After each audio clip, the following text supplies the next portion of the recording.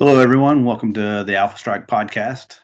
We're your host. I'm Daniel, and this is Red. Bobby is still in work mode, so he is absent at the moment. But we feel like there's a lot of important stuff to bring to you, so we're going to continue to do these little videos for you. And what we're going to do is obviously we're going to give you our tagline. We will be exploring how to strike first, strike hard, and show no mercy in the world of 40K. While doing so, we'll be discussing everything from tactics to tournaments, and even in this episode, a little bit of hobby as it relates to one of the events coming up, Warzone Giga-bites. Had some changes in their missions and their painting rubric. So we're going to discuss that a little bit as well. So tonight, we just did another video and hoping everyone can hear this, but if not, we found out that the Facebook settings, I believe is what it was, is a possible reason why some people couldn't hear it. So you may want to check your settings for the movies and videos, autoplay on sound. Not a huge deal, but we're going to put that in the disclaimer notes as well, just so everyone's familiar and can do that until we get this situated. But we feel like we just still need to, give you that disclaimer, but also still try to produce the best content we can at the moment while we improve our software here at the Alpha Strike. So let's see. Let's jump right on in here. We've got a ton of stuff to talk about, but we don't have a lot of time. So we're going to jump in and we want to recap what's already going down this weekend. Yeah, man, we're going to start off with the old Gen Con. What was it, 36 players? Yeah, 36, 35. I mean, I'll lead on this one since I was able to go to Gen Con last year. I had a blast. Gen Con, for those that don't know, is this amazing show in Indiana, very similar to, for those of us from the Southeast, like Dragon Con, except we're talking like it is the hub of board games. They do a really good job. Man, it's crazy, just the amount of board games that go down. And Gen Con so far has been the culminating event of the Mid-American Gaming Series, which I got to participate in last year, run by at least I know the two guys that I know were there. I know there's a couple other guys that are involved in the program, but Chris Duncan and Eddie Draper, they put on a great show. Mid-American Gaming Series is this fantastic circuit that runs all through Indiana, Ohio, Kentucky. Just really good event, and it was really fun last year. And I'm sure that the folks had a great time this year. And it culminated this weekend at Gen Con. And so it looked like it was a pretty good field. We're going to cover the top three, right? Yeah, top three, because the fourth player didn't even have an uploaded list, so we'll just stop at three. Sure. Fair enough, right? But yeah, so Pet from peeve. those, what's that? Pet peeve. Yeah, well, it's we Put can your talk list about. up. It's a thing. It is a thing. It's really convenient when everybody has their list uploaded. So you want to go with number one? Yeah. We'll start with number one. So I actually got to play him last year. First place, congratulations, went to Aaron Along. And he actually took first last year. He is. I played him last year. We had a great game. I played him second round, and it looks like his list has some changes. Looks like he's adapted with the times. But from what I saw, the core of it's still there, which is a Astra Militarum Brigade that he knows how to, especially in ITC, wield fairly effectively. And so between that, I know, so he's got the Astra Militarum Brigade, it's Cadian, and then he's got a Blood Angels Battalion, and then he's got RG in a Ultramarines Super Heavy Auxiliary. And so, you can imagine. What's that? Just the auxiliary, right? Yeah, just the auxiliary. Yeah. And so with that, though, you're talking he's bringing the heavy hitters from the Blood Angels battalion. He's got all the bodies he needs with the Astra Militarum Brigade. And then he's got you've got RG, who's like his own mini knight, right? Just rolling around, giving the entire army reroll He's way better than a gallant, dude. He is. I mean, yeah, he's hands down, man. And so like that's and Aaron's been running this list almost from what I've seen. He's been running this list almost all season with a few tweaks here or there. And so he's definitely got the reps in and knows what he's doing with it. Did he just start using Rowboat and Blood Angels?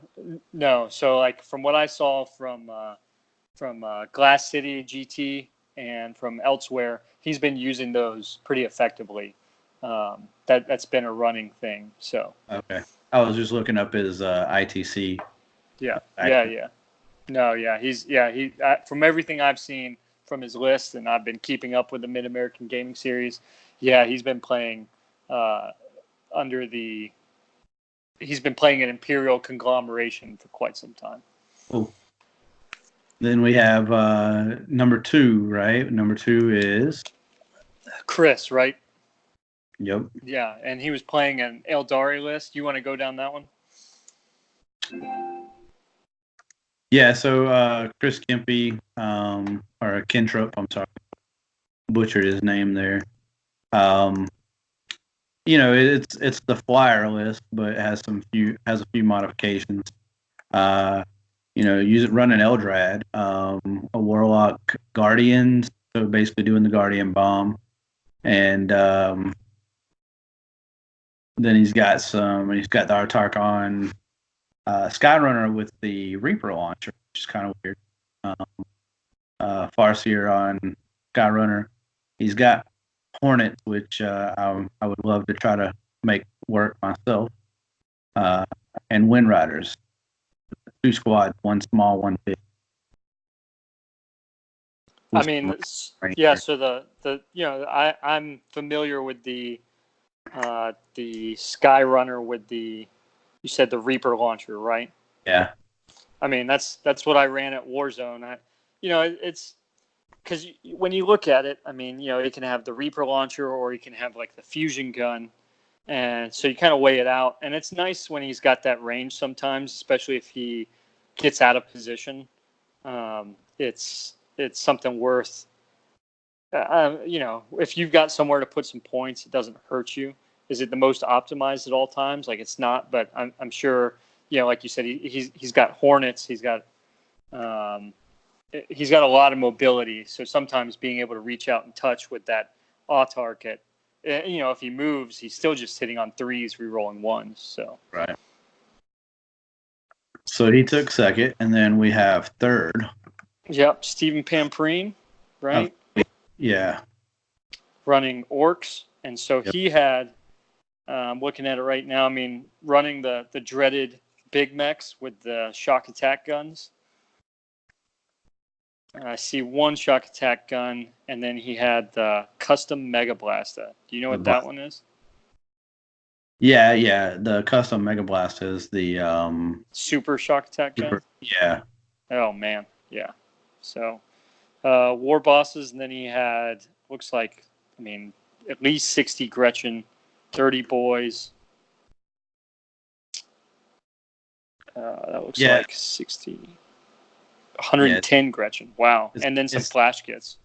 Yeah, so this is an interesting list because I actually played this list almost to exact T, with the exception of Tank Busters was the difference at ATC. This is kind of what Nick Rose is using, and I played Jim Orr at ATC with something similar to this, but it's massive bodies. Flash kits do most of the work actually. Cool. So it's an interesting list. I mean, it's if you don't have Horde Killer, they just swarm you and they just hold everything. ITC, right? Yeah. Well, I mean, it seemed to do pretty well by him as he took third. So yeah, pretty good. And I mean, he's no joke for an Orc player. He's still been pretty recognizable this year. Yeah, absolutely. So I thought it was pretty good to see how it all shook out. I know some other folks. Alan Blakeborough was present, the Sansone brothers, and Stephen Schuler. There's several names from throughout the area that, if you're familiar with the folks around there, it was. I'm sure it was a pretty good competitive environment. And again, I just want to say congratulations to Eddie Draper and Chris Duncan and the other folks there out of the Mid-American Gaming Series for concluding another great season. Awesome. The next one up is T-Shift. It's only in day one, so they've only played 3 games. But since we're going at it hard and heavy, we're gonna give you like the top 5. We're not gonna go over the list real fast, but we're just gonna kind of go over who's at the top for the moment, because that'll obviously change by tomorrow. It sure will. Maybe it will. Right. Well, someone's got to lose. So I guess, yeah. We can't hand out sprinkles to everyone, right? Not everybody. So obviously the top 5 looks like Jim Vessel going into day 2 at number 1 with Chaos, obviously. Michael Tempe with Necrons. Noah Bedham with Chaos. Colin Sherman with Tau. And Ryan Novick with Tau as well. Interesting fact, if I kept going down the line, it's nothing but Tau. So shield drones for everyone. I mean, I think the next tournament that I go to, which is probably it's Warzone Giga-bites. I'm just gonna start every time I kill a drone from like the 50 Tau that are probably gonna be there. I'm just gonna be like, all right, every time I kill a drone, you got to take a shot. And someone's going to die of alcohol poisoning because they're going to have 40 drones dead, hopefully. Man, you know what's crazy? And I mean, I'm sure we'll hit this back up again, especially as we look at Warzone Giga-bites. But like, think about it like a year ago, right? Like, I was heading to Nova last year, and I'm playing Necrons. And the amount of people talking about Necrons. I did. I happened Necrons, except for now, right? Well, now there's some hotness to it, but in the same vein, Tau are in a similar boat, right? I mean, a year ago, like you at least to my play Tau last year. I mean, there were some people out there that were playing them and doing well, but like they weren't even to a fraction nearly as proliferate as they are now. It's just ridiculous how many Tau you're seeing in tournaments right now. And if you're not prepared to fight that, if you don't have something to mitigate the shield drone spam along with Riptide's, well, like the vast amount of fire and the broadsides, if you can't stop that, like if you're not thinking about how to stop it, you're definitely going to face it. So it's kind of like GW had a fire cell, and they're like, "Damn, we got a lot of Tau and Necrons on the case. Let's jack this army up, and then maybe people will start playing." And then it was yeah, we won't get Netless there. I mean, chapter approved was kind. It was kind. They were 2 of the only ones that didn't get popped. So everybody else kind of got their PP slapped a little bit, except for Tau and Necron. So congratulations to chapter approved, the winner of 2019. So so we'll keep moving on here. Next, those are the big events this weekend. Gen Con coming to a close, and then T-Shift is halfway through. We've got some smaller RTTs out there, one in Florida. So hopefully everyone's having a fun time this weekend at their events. We'll kind of hit that probably tomorrow after things come to a wrap and a close. We'll check on the other GTs around the area and whatnot. So let's just keep moving here then. So we have Warzone Giga-bites coming up next weekend. You're still moving, so you're not going to make it. So Unfortunately, not. I'm going to be the lone wolf from the podcast there. So um, it's been an interesting week for Warzone Gigabytes because there's been a lot of changes within the last week or so. Um, the mission pack was released today. Uh, Mm-hmm. the army list were made available today to all the players. Some changes happened briefly last week. Uh, there was discussion on what was the discussion on? Basically, the going first scenario, how to deploy. The deployment was being talked about. Sure. Yeah. When you look at it, I mean, and so something first to kind of hit on this, because I mean, we've both been involved playing and with, playing in the format of Warzone, and not everybody's necessarily familiar with it, but it is a different mission format than ITC, right? It Oh, is its own. different beast in general, yeah. Right. Exactly. And something to understand about the event specifically is that while this is a large event, I mean that they're right on the verge, or will have possibly with some walk-ins have hit major status.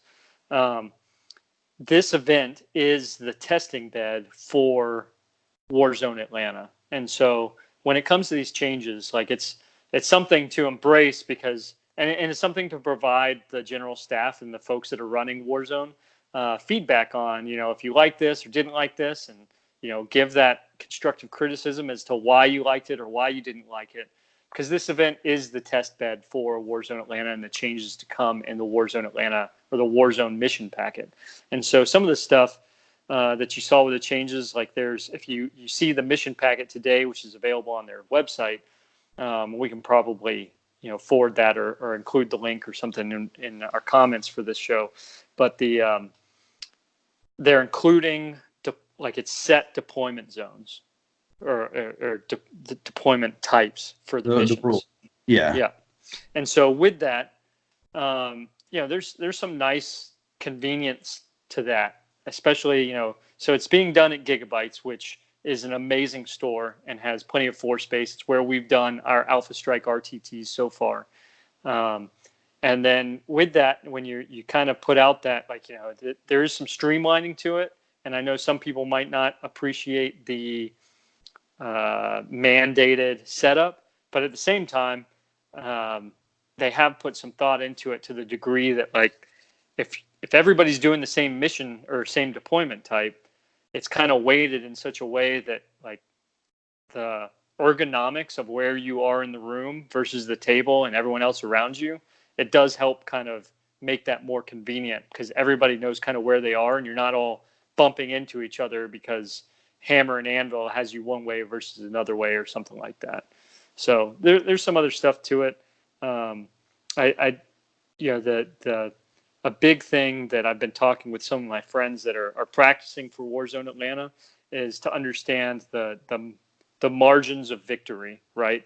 Like, it's not like ITC where both folks can walk out with like 31-31, right? Like that Right. just that's It's not not a reality. going to happen. It's not. It's not. I mean, if you get, I was saying, if you lose and still get around 10 points, you actually did really well. Like you fought pretty hard for those points. If you win and you get more than 20 points, you did really well as win. If you find that you like won but you got under 20 points, like you probably just squeaked that out. It was probably a very close game. And so that's how the margins go. And there's a lot to it. And I think that there's it's a great mission set, and we could probably talk some more about it maybe later this week going into it. But I know we got a lot more to talk about. Later on this week we'll have more. And we'll go further into it. Right now we'll just talk changes, what they did, just to change things up a little bit. So rule of thumb, Warzone had always been, very close to the book, and they've always done the alternating drops in the past, as eighth edition has been about. Then Chapter Proved came out, and then you get the ITC does the even numbers as the full drop deployment, and then Horton did the every mission drop, full full army drop at Warzone Atomic Empire. So they came up with a new system here. What it is they have alternating and full deployment, just like you would see standardized, in the ITC world. If you're familiar with that, that's just the best way to kind of characterize it. But the difference on this is they went into the missions, and without going too detail into the missions, there's a standardized map and a standardized deployment on all. So again, like you said, trying to speed up a little bit maybe, and create less of a it takes away some of the dice rolling at the start of the game. You don't have to choose map or roll for the map or anything, and then you don't have to I can't say how many different tournaments I've been to where you look over 3 tables over and you're supposed to be dropping your whole army and you see that third table down there like alternating deployment while everyone else, there's like this one doesn't look like all the others, right? Yeah. So Yeah. so I mean it can be tricky because people don't play the events enough or don't remember which one's odds or even. So at least they put it on the map, right? Right. Well, and that's fair warning. For us, where we jump back and forth between different formats, and to anybody out there that if you're jumping between, say, Renegade format or ITC or Warzone, or you're just going to your friendly local game store and playing like open play or whatever, straight out of the rule book or chapter approved, like you just got to be aware and honestly, you got to practice, right? You really need to practice different formats if you're going to be doing that, so that your mind doesn't get too ingrained in a given format, so that you don't lose it. Because you play ITC, you and me both know, and anybody else out there, like what secondaries you find yourself inclined towards or whatever. But when you look at a Warzone mission packet, it's There's like completely different. Every mission is something else, and you got to practice those. You got to know it, and you got to read the mission, right? You can't just assume it's going to go one way or the other. The kill points are a little adjusted here or there. It's not the exact same measurements for kill points in every single mission, and so you just got to read, right? You got to actually read it. You're talking to the guy that's won Red Rover every time he's played it, and still been tabled. So, reading these missions is really it's critical. Is critical. Yes. You mentioned skipping back and forth. Like for instance, this month alone for me is probably one of the toughest months that I'm gonna have to endure, because I'm skipping from Warzone to back to ITC to Nova, and then have to go back to ITC the weekend after that. So there's a lot of jumping around, and even playing a game with Damien last Tuesday, it was interesting because we're playing a Warzone mission, and we haven't played one in a while, so we're trying to adjust. And he was playing it like it was ITC, and I had to remind him like, hey, don't kill that. Let it score, and then score it for double. So I mean, if you're not remembering and reading the mission, you're just trying to like out there just tabling somebody in Warzone, it can hurt you. Just table someone because you didn't read the mission. Absolutely. It's not tabled for the kill one hold one scenario. It's completely different. It's a beast of its own. It's every mission's different. Every mission can be, the difference between helpful and hurtful, depending on what your army is. So you can have a really big horde army and kill points will rack up on you, or you could have like a knight army and you can't hold anything. Right. So Exactly. Well, and it's yeah, you got to. especially like relic missions, right? Well, and that was something at Warzone last year that, I mean, it even caught me off guard because I wasn't even thinking about it. So the kill points, like you said, in regards to knights, right? When you look at Warzone kill points, I mean, a knight by itself is at minimum 4 kill points, maybe, right? Yeah. Well, yeah, and if they're a character, it's even worse. Where they're a Castellan, you're Right. talking 5 or 6 kill points per night. Well, and so that was the thing is that I had an amazing game where I took my poor 20 Dark Eldar grotesques against 3 Castellans, Yeah, but like in list construction, my list didn't give up more than 2 Warzone kill points per unit, whereas he had those 3 Castellans, and in that you mission, bleed it. It yeah, bleeds. yeah, You can't cauterize that wound fast enough if you play big knights or vehicles or something in Warzone kill points. It just you're gonna bleed out within turn 2 or 3. and it's not that you can't take those; it's just that you have to understand what you're bringing to the table, right? It's just Yeah. understanding what you have and what your opponent has, and capitalizing it in the appropriate fashion. Well, they're no longer sacrificial lambs in some cases. Right. Exactly. Exactly. You can't really, you know, obviously you want to look at kill points and whatnot when you're building your list, but the point of Kelly by not putting out the packet is so people can't list build uh, Right. prior to the event. So yeah, but all right, well, so that was kind of. Do you remember any of the other changes other than tweaks, minor tweaks? I know tabling concession was changed, but it wasn't changed much. It was more or less just take off the models if you quit, and the other player plays it out. But Uh, um, yeah, we'll revisit that. I don't want to, with us testing our new social media platform here. Unfortunately, for me to check some of my information, I gotta step off the screen, and so we won't bother with that. all right, We no can worries. address that in another time. Um, so I'm not going to go over them, but mission 5 is Firestorm. Mission 4 is Assassination. Mission 3 is Doomsday Clock. Man, I love Doomsday Clock. And mission 2 is Dig Site. I like And Dig Site a lot too. mission 1 is Plant the Flag.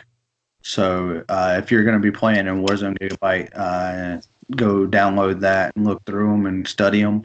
That's the best advice we can give you.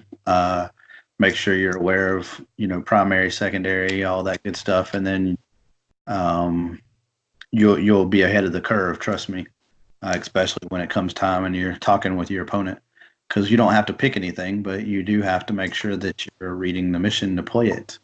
That's right. So we're gonna go ahead and skip through that.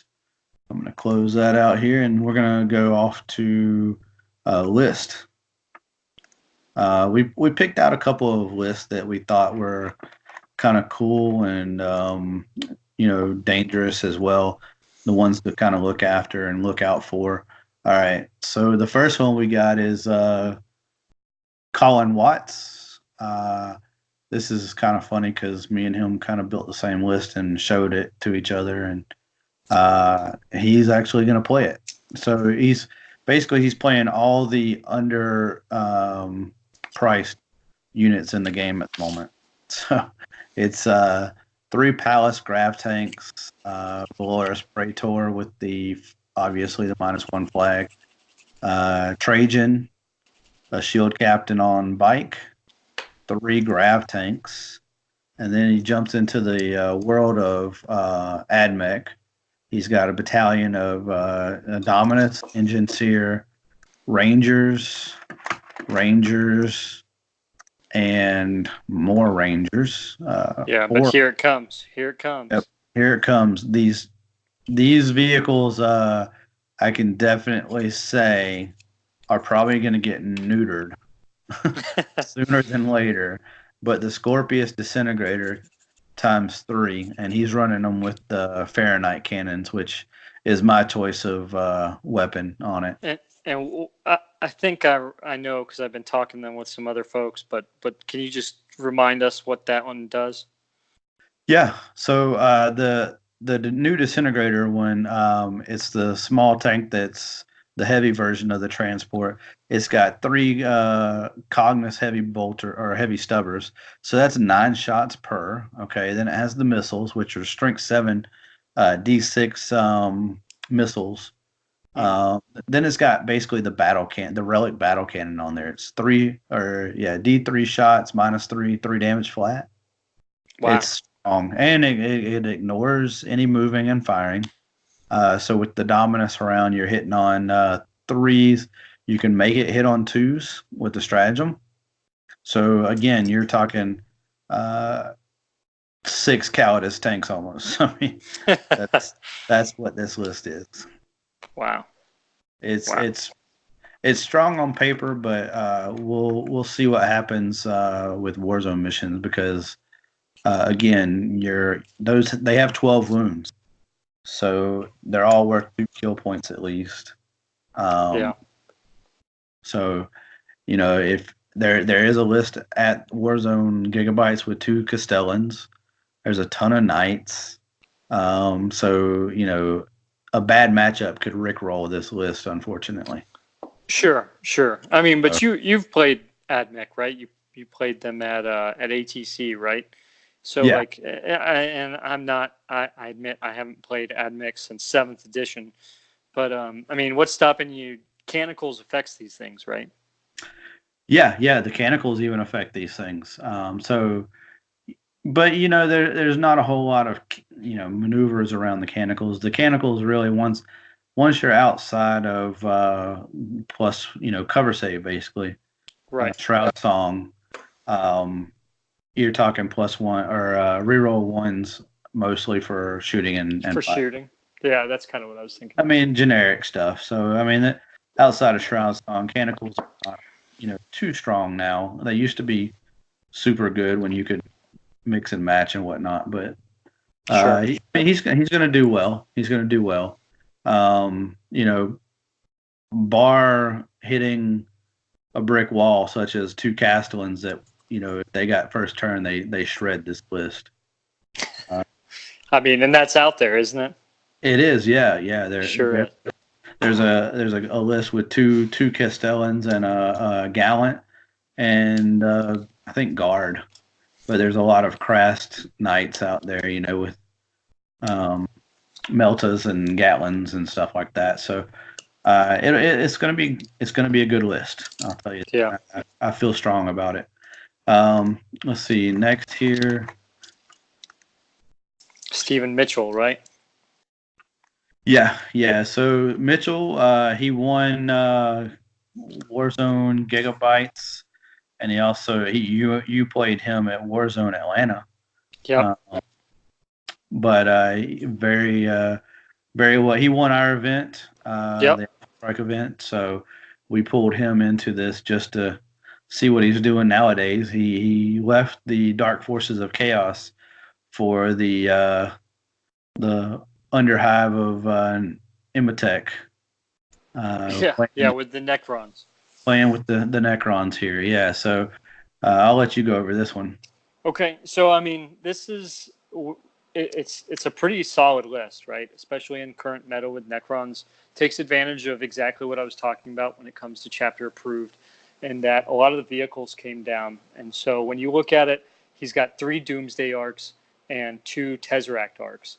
And so a Doomsday arc is an awesome weapons platform, but it is still there's degrees of variation, right? Because it's a D6 shot, D6. I mean, it's the big cannon. If it doesn't move, you're strength 10, AP -4, D6 damage. D6. And so, like, as long as you roll well with D6 shots and then you do well with damage on D6s, like, it does better.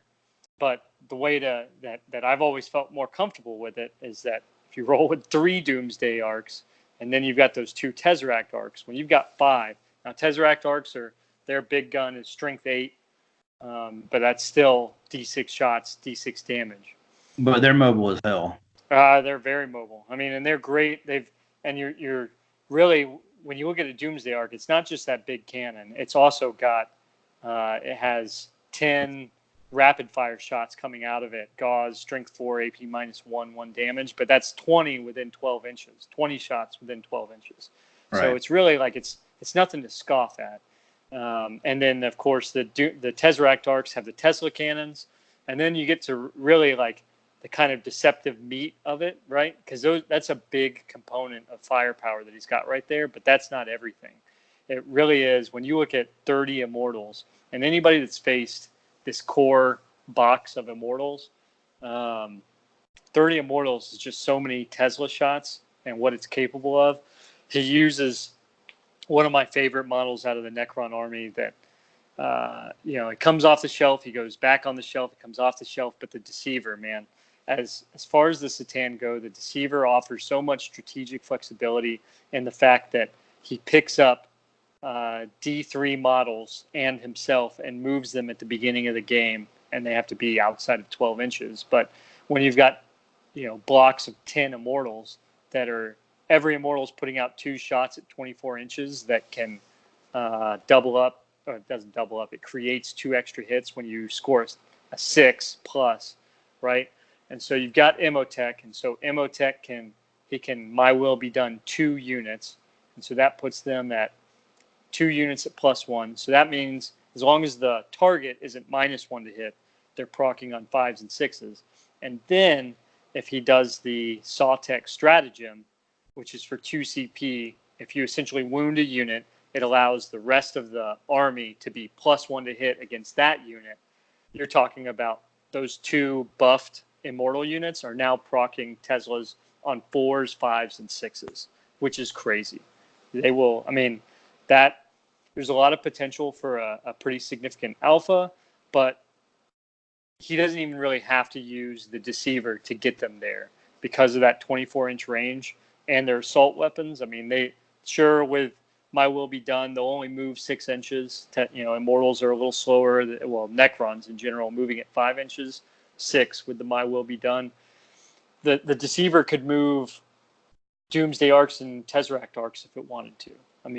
It really depends on how it goes. But he has that flexibility. It's not like he's locked into it. And so there's a lot to it. It's not too far off the beaten path, but it's definitely in line with it's definitely some fine tuning. We see Necrons doing well, right? Like we just talked about T-Shift, and Michael Tempe's up in 2nd place, and he's been doing well with this core of Tesla fire and just Tau. We talk about how shooty Tau is. Necrons are just as shooty in a lot of regards.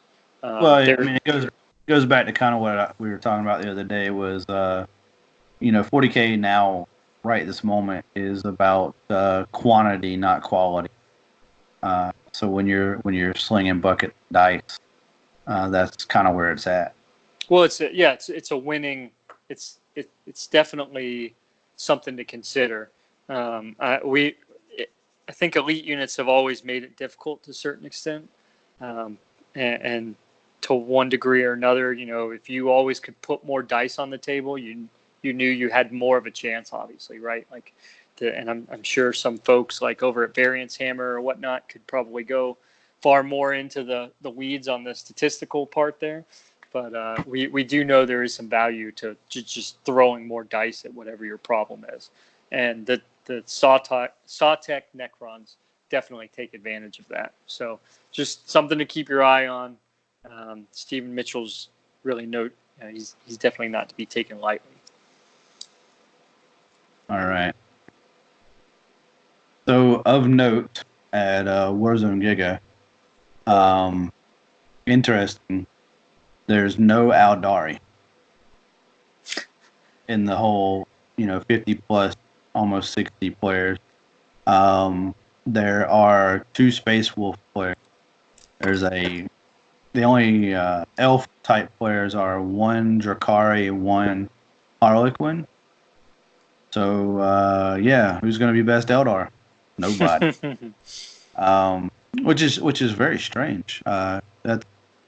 That's just I don't know. It blows my mind because you've seen a consistent drop of Eldar in a lot of tournaments lately. You're going to see the flyer spam, here or there. But Yeah, no, I mean it's definitely there's a lot shifting right now, and I think as we talked about in regards of like again back to T shift and everything, there's definitely a lot of attention on Tau right now, and I think that I don't know if it's necessarily what they wanted to accomplish, but after Inari kind of got its hit with the White Dwarf, you've definitely seen a draw away from that army by and large. right. I'm not saying it's gone away. There's still some great players out there that are maybe just trying. We're in the middle of the season right now, right? Maybe people accomplished what they wanted with Eldari to a certain extent, or one way or another. And I know there's a lot of people out there that are still practicing different variations, but we're still just definitely only in the middle of the season. So. There's a lot of knights and a lot of chaos knights. Like they're making their appearance this weekend, next weekend at a Warzone giga-bites. As a night player in the past and playing a lot of Warzone missions, I say good luck. It's these missions are not designed very well for knights. It's very hard to score, and with the kill points we were talking about earlier, you just bleed and hemorrhage out. Well, and knights do a lot of damage. I mean, we all know that. I mean, knights are like a hammer, right? And it's just obvious when you're sinking, say, 400 points into a model, when kind of like what I was talking about with Aaron Along's list and an Imperial Brigade that cost just 200 points over a knight's cost, and you get 80 bodies or so, and so like 80 bodies are going to do a lot more in a different fashion than what a knight might accomplish in certain ways. And so it's just about there's definitely something to the mission construction in Warzone, like in other formats as well, that you should be playing the mission, not just trying to kill your opponent off the table. Knights do well at wiping things off the table, but especially the new Chaos Knights. That they definitely do. And so, use your tools appropriately when you need to. Know where you're applying things, and know when you need to have the other models to get everything else done in the game. So we're gonna go over the next list. It's from Big Furry himself, Mark Perry. Guy with a heart of gold here, but he always has weird lists. So that's what some of us love him for. But he's playing Chaos, obviously. But it's a mix of like I don't know. It's like my 2-year-old spun the dial and instead of Moo Cow, he picked some horrors or something. But there's a method to his madness, right? Like, I mean, Mark Perry doesn't just always has throw. A great, yeah, exactly. He always has a great plan usually going into the games. He has a solid, sound mind of how to use the units, and he's very smart. So let's go over his list real fast. He's got a Chaos Undivided Demons battalion. Yeah, battalion. In that, he has a Demon Prince of Chaos, with the Demon Axe and Corn Wings. Got the Contorted in there, Symphony of Pain and Mathmorgia troops. He's got I'm not sure what this is. It says troops, 20 power level. Maybe that's horrors. Looks like horrors, yeah. A mass squad of horrors, possibly. Sure. Then he's got a small horror squad, brimstones, another brimstone unit, and a plague bearer unit. Let's see here. Plague bearers. He's got the big blob of plague bearers. Then he's got another battalion of Chaos Undivided with Poxbringer and times 2. Uh, Pox Springer. Yeah, times two, and then he's got Nurglings, Poxwalkers. Who the hell plays Pox?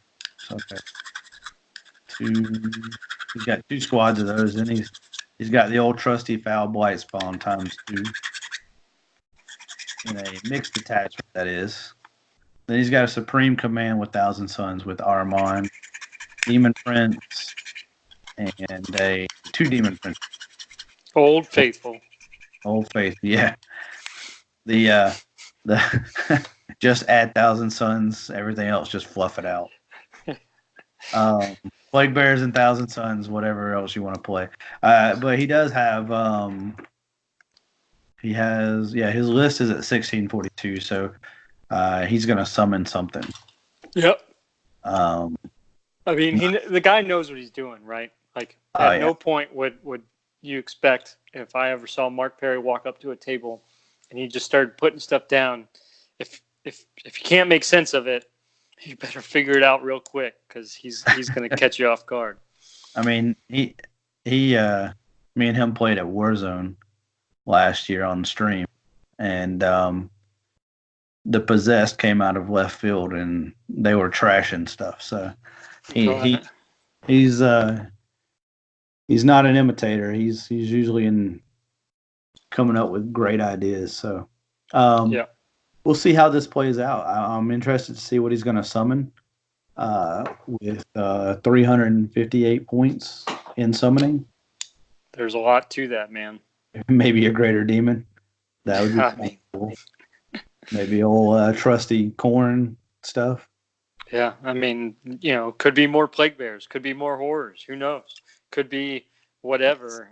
Listen here, you don't send that bad juju over here, okay? No more. All right. Oh man. So those guys, man, they're gonna do well with all three of those lists, I feel, and their skill level, is gonna help them take that to the next level, however they choose. So,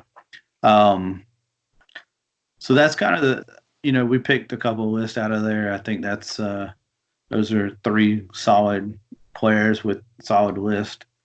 And there's plenty of other folks out there, right? I mean, this is still. Yeah, we just cherry picked a couple without going over an hour on just those lists. Sure. We may on our next episode we may catch another three or something and just go over it. But we don't want to over exaggerate on some of these lists and do 60+ lists. Sure. So let's see. So we're kind of running tight on time, but this is really important on some of the stuff that we're working on, which is the pro tabletop. So we're going to kind of move into the next episode or next section here. Warzone giga-bites. They did change the painting rubric, so you check that before you go. Basically, what they did was they took off the display board points. So they're actually giving away a prize for best display instead of putting that on the rubric. So if you were counting on that to gain you some points, it's not going to. But that's still cool, though. That's still very cool. It's great. I mean, one of the things that I love, I've never been to Adepticon to see all the cool things that you see, all team tournament type stuff where they build elaborate schemes, but Games Day used to have it, and I always love seeing people's creative side. So we're going to move on to the pro tabletop section. Brad with pro tabletop and skill shot went ahead and did a mass dump of all the rules and videos that he was doing this week, and he was going to release on a regular schedule due to he wanted to make sure that he got the best knowledge from the community to if something needs to be changed or if anyone needs to be made aware of. That was probably one of the better ways of doing it, and to reach out to including people like myself or Red, if there's any questions, comments, concerns, complaints, we've already heard many of all of them. So it's he's not worried about the transparency. It's more of the just information highway for you to get to the event. Definitely check out the website protabletop.com. On there, you're going to see this sweet map. I call it a map, but this mat that's going to be on the table. You're going to see where all of the terrain pieces go, all of the objectives go. Everything's set. So there's a lot of questions that have been happening about deployment, the times, all this stuff. So this is not something that was just thought of last week. This has been going on for months of testing and talking things through. There's a reason for just about everything. Not saying it's perfect, because obviously this is a different venture than anyone has ever tried to take it to. So this is in its infancy stage, but it's a future. It's a set goal that someone has a vision and they want to get there. I'm going to use Red's analogy, Steve Jobs, right? You can elaborate on that. No, I mean it's there's a lot of, by all accounts, man, there a lot of things have been done for this, and we've seen a lot of people come out and provide some great constructive criticism, and there's a lot of those folks that have awesome experience, and we really appreciate what they're saying and their viewpoints, and we're trying to make sure that, I mean, Pro Tabletop and with everything that Brad's doing is really trying to take this to he has an end state in mind, and he has somewhere where he wants to take this, and he wants to make it happen. And there's a lot to it that without people's input and the experience that those experiences that they've gone through, right? There's a lot of trial and error that has happened, and there's nothing saying that we can't take that constructive criticism and the assistance that's being offered and essentially ensure that we don't fall into some of the same, we don't have to go through the exact same mistakes that were made every single time someone tried to learn something. And so there's a lot of adaptation and development going forward. And I mean, full honesty, yeah, there is an ambitious end state to it, right? But like to the point, like with Steve Jobs and everything, I mean, it's, I mean, you can't, sometimes the vision and everything without that personality or that driving force, like some stuff would never happen if you didn't have that, right? And so whether it's this endeavor or really any endeavor, you need to have that. You need to have that vision. You need to have that ambition, but it's all got to be tempered with the humility and the appreciation for everything that came before and what you're trying to accomplish. I mean, there's very, very fair points in regards of credibility and experience and whatnot that's out there. And again, like at no point have, I turned around and said or anybody said, we don't want to hear what you have to say, right? Or we don't want to, or we're not listening to you or whatever. We do. We really do. And we want to talk it out.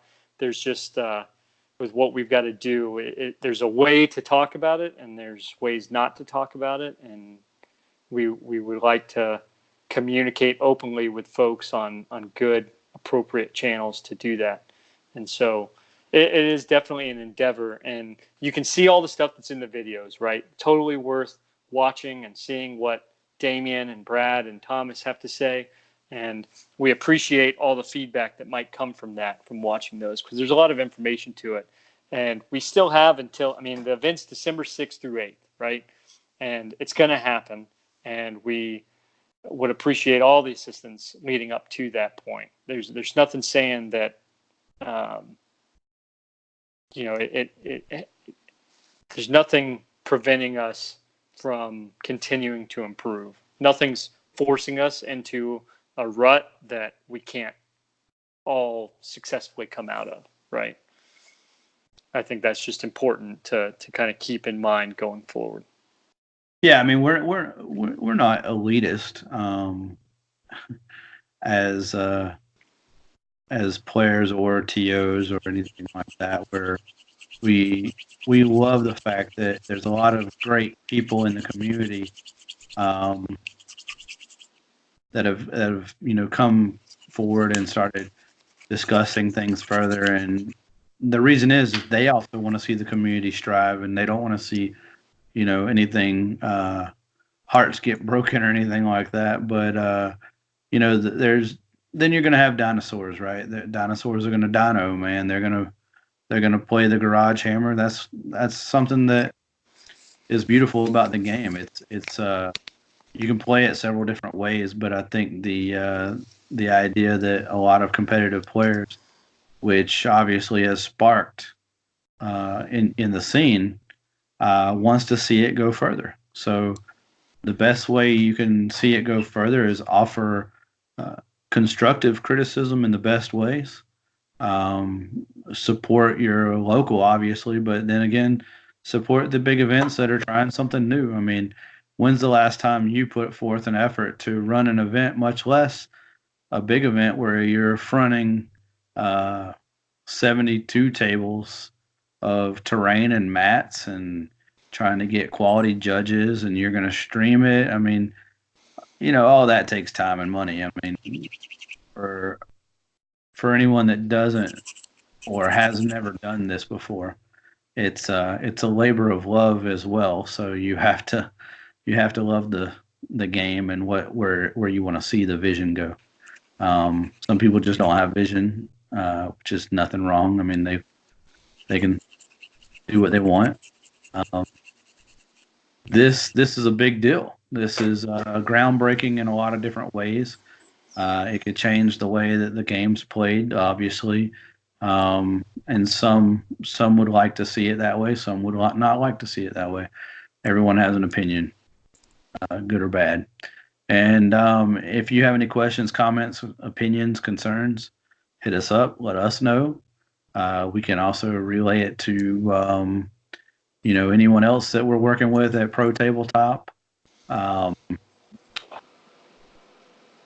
it's something that we're passionate about, and we're going to try to do everything we can since our name's associated with to make it work and be that light at the end of the tunnel. The terrain that came out is MDF. It's standardized for a reason. It's going to be, on camera, but it's also going to be mass produced within. I mean, we have 4 months to do it, to make it, build it, and paint it. So, not sure when the last time someone tried to do that in 4 months. We did take a lot away from, Nova, for instance, their terrain, what it appeals to people, and the mat. The mat is there to.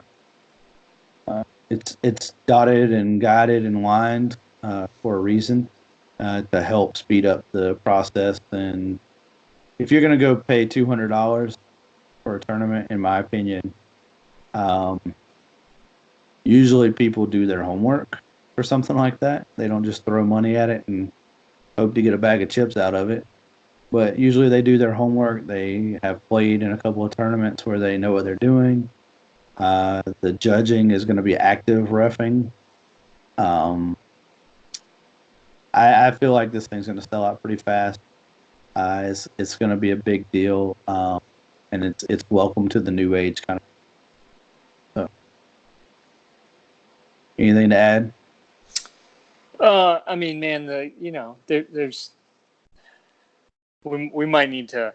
I admit, Daniel, we might have to pause on this because I don't know if I feel comfortable with the direction of the connotations and everything we're saying right now. I'm sorry, man. I just think that we're going to draw too much fire with our current message right now until some of the stuff gets addressed, I guess, in a more public fashion between Brad and everything. Sorry. I know we're in the middle of recording and everything, but shit, man. I admit, man, like I know, like I don't know if I can support the message, like, because all we're doing, man, like again, I know we're still recording, but like I think we're gonna pick a fight by saying half of what was just said. Think so? Yeah, I don't know if I feel comfortable with putting ourselves out there like that just yet. All right. You know what I mean? Like Well, the people